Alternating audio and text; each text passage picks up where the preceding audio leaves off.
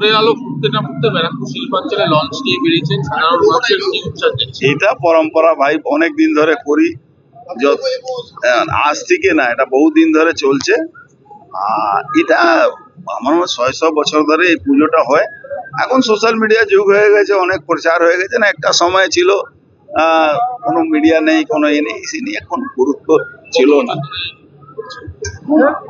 আমার যখন থেকে হোশ আছে তখন থেকে আমরা সকালবেলা একটা প্রশ্ন উঠে আছে, গতকাল এসআইআর লাগু হয়েছে বাংলায় নির্দেশিকা, এবং একাধিক তৃণমূল রাজনৈতিক নেতাদের কথা বলছে এসআইআর যাতে কোনো নাম বাতিল হয়। আচ্ছা, এসআইআর তো নাম বাতিল করার জন্য ব্যাপার নেই। এসআইআর এ যারা ইললিগাল ভোটার আছে, যারা মারা গেছে, যারা 3টে নাম আছে, যারা পাকিস্তানের নাগরিক, যারা বাংলাদেশের নাগরিক, তাদের ভোটার লিস্ট থেকে নাম। আচ্ছা বলুন তো, কাবলিওয়ালা যারা কাজাকিস্তান থেকে এসছে তাদের ভোটার লিস্টে নাম থাকবে কেন? বাংলাদেশে ভোটার লিস্টে যার নাম আছে তাহলে এখানে নাম থাকবে কেন? এখনো তাদের বাংলাদেশে ভোটার লিস্টে নাম।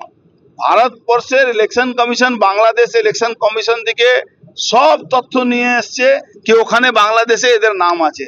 তা তাদের নাম বাদ যদি দেয় তাহলে বৈধ ভোটার কোথা থেকে হলো? এইসব একটা নাটক। মমতা ব্যানার্জি দেখেন না, এই গুজরাটের লোকের নাম আছে, এই মহারাষ্ট্রের লোকের নাম আছে, এই বলে বাজার গরম করলো। আমি তখনও বলেছিলাম যে বুমেরাং হবে মমতা ব্যানার্জি। আজকে সেই মমতা ব্যানার্জি আজকে বুঝতে পেরেছে ইললিগাল ভোটারকে বাঁচাতে পারবেন না, রোহিঙ্গা, জিহাদি, বাংলাদেশি মুসলমান, পাকিস্তানি মুসলমানকে বাঁচাতে পারবেন না। এখনো নানা রকম গল্প করবে। দাদা, আপনি এর আগে পাকিস্তানে সরাসরি অভিযোগ করেছিলেন এবং ঘুরিয়েও দিয়েছিলেন, আপনার অনুমান কি আছে ব্যারাকপুর? দেখুন, ব্যারাকপুর শিল্পাঞ্চলে শুধু ব্যারাকপুরে 16 নম্বর, 17 নম্বর, 18 নম্বর ওয়ার্ডে ব্যারাকপুর বিধানসভা প্রায় 400-র উপরে পাকিস্তানি আছে। পাকিস্তানি, বাংলাদেশি ছেড়ে দিন, পাকিস্তানি আছে যারা ভোটার। ওই নওশাদ আর রাজা, শেখ রাজা, এরা সব করিয়ে রেখে দিয়েছে। শেখ রাজা তো নিজে বাংলাদেশ থেকে এসছে, আর একটা আছে কাউন্সিলর, সে নিজে বাংলাদেশ। সব আমাদের কাছে তথ্য আছে, নিজে বাংলাদেশ থেকে এসছে। ও একবার চুরি না ডাকাতি করেছিল, তখন সালিসি হয়েছিল, সেই সময় লিখিত আছে কেউ বাংলাদেশি আছে। আরেকটা কাউন্সিলর আছে ওখানে, শেখ রাজার ও আরেকটা কাউন্সিলর নামটা ভুলে, তার লিখিত আছে আমার। সবটা ইলেকশন কমিশন কামড়াবে। বিএলওদের হুমকি দেওয়া আছে শাসকের তরফ থেকে, বিএলও যারা কাজ করছে। মমতা ব্যানার্জি হুমকি থেকে যদি মানুষ ভয় পায় তাহলে বাংলায় আর মানুষ থাকবে না, মানুষ শুধু জিহাদিরাই বেঁচে যাবে।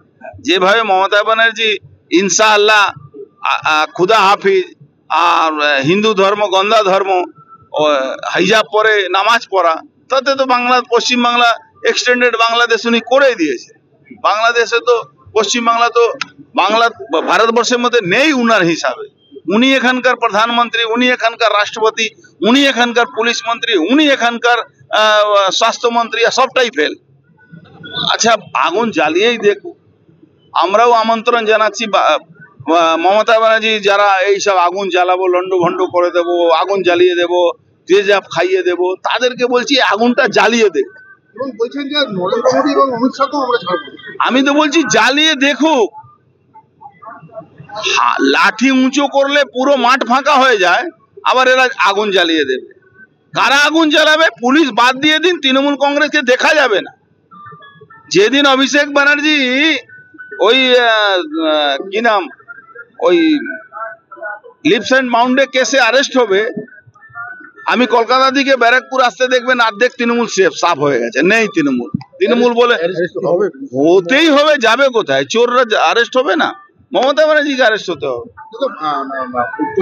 কতগুলো সিট আশা করছে? দেখুন, 33টা সিটের মধ্যে ডেমোগ্রাফি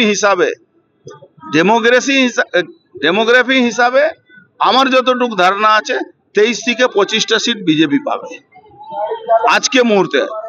যদি এসআইআরটা সঠিকভাবে এসআইআর সঠিকভাবে হচ্ছেই হবে, আরো দুটো সিট বেড়ে যাবে। আমাদের ভিডিও ভালো লাগলে লাইক এবং শেয়ার করুন, কমেন্ট সেকশনে গিয়ে জানান আপনাদের মতামত।